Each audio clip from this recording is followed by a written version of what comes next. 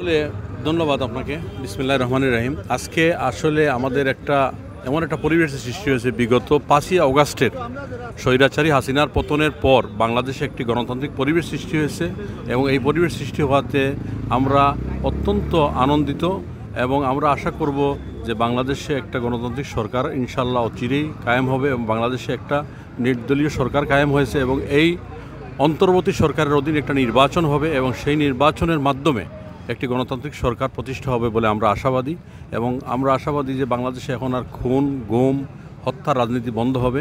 কারণ সেই পতিত স্বৈরাচার শেখ হাসিনার পতন হওয়ার মাধ্যমে আমি মনে করি সেটা হত্যা, খুন, গুমের রাজনীতিটা বন্ধ হয়ে গেছে এবং আশা করি আগামী দিনে একটা গণতান্ত্রিক পরিবেশ সৃষ্টি হবে এবং যে পরিবেশের মধ্য দিয়ে বাংলাদেশ আবারও সেই আপনার 90-এর পরে যে গণতান্ত্রিক সরকার ব্যবস্থা বাংলাদেশে কায়েম হয়েছিল সেটা আবার ফিরে আসবে ইনশাল্লাহ। এবং আমরা আশা করব যে আমাদের প্রাণপ্রিয় নেতা বাংলাদেশ জাতীয়তাবাদী দলের ভারপ্রাপ্ত চেয়ারম্যান দেশনায়ক জনাব তারেক রহমান সাহেব অচিরেই বাংলাদেশে ফিরবেন এবং তার নেতৃত্বে বাংলাদেশে একটি গণতান্ত্রিক সরকার ইনশাল্লাহ কায়েম হবে বলে আমরা আশাবাদী।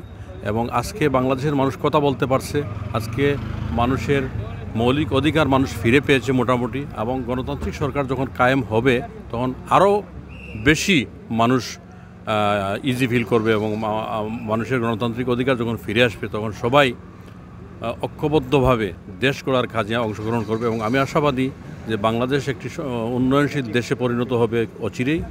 এবং আমরা আশাবাদী যে আগামী দিনে আমাদের প্রাণপ্রিয় নেতা যিনি 15টি বছর বাংলাদেশ জাতীয়তাবাদী দলকে তিনি ঐক্যবদ্ধ রেখেছেন, সেই প্রবাসে থেকেও দলকে ঐক্যবদ্ধ একটা কর্মীকেও সেই পতিত স্বৈরাচার হাসিনা নিতে পারে নাই। এটাই আমাদের সবচেয়ে বড় সফলতা। আর আমাদের প্রাণপ্রিয় নেত্রী আপনারা জানেন, তিনবারের সাবেক প্রধানমন্ত্রী দেশনেত্রী বেগম খালেদা জিয়া তিনি অসুস্থ ছিলেন, কিন্তু স্বৈরাচারী হাসিনা তাকে বন্দি রেখেছিল, তাকে চিকিৎসার জন্য বিদেশ যেতে দেয়নি।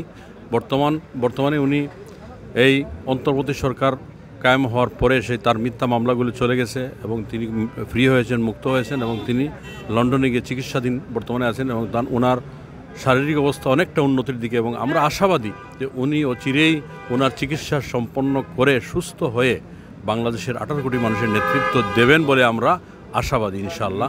এবং আমি আজকে এটাই আপনারা সবাই ম্যাডামের জন্য দোয়া করবেন, দেশনেত্রী বেগম খালেদার জন্য দোয়া করবেন, আল্লাহ পাক যেন ওনাকে পূর্ণাঙ্গ সুস্থতা দান করেন। সবাইকে ধন্যবাদ।